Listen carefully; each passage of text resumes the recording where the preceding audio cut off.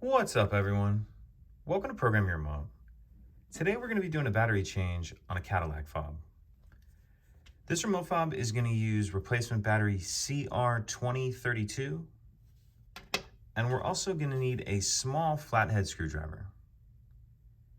So if you look on the side of this fob, you can see this little notch right here. What we want to do is take our flathead screwdriver and put it in that notch, and we're going to carefully just kind of run it up this crack. And you're going to want to go pretty slow and careful so you don't mess the remote up or accidentally stab yourself in the hand. And just work your way around like this. And then just keep working around the other side. And the shell will come apart like that. And if this little metal piece falls off like that, that's fine. And now we can see our battery right here. So we'll go ahead and pull the old battery out. Grab our new battery, and we want to make sure that we're installing that with the plus side up.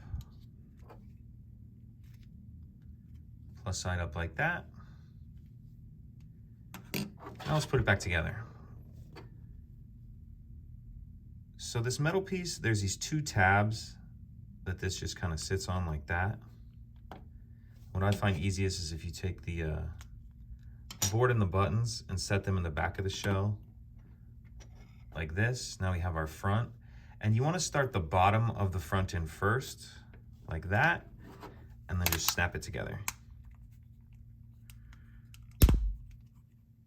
And just make sure that it's snapped all the way around, completely shut. And that's it. Pretty simple. If you have any questions, please let me know. If you could take a second to like and subscribe, it helps us out, and I'd appreciate it. Thank you.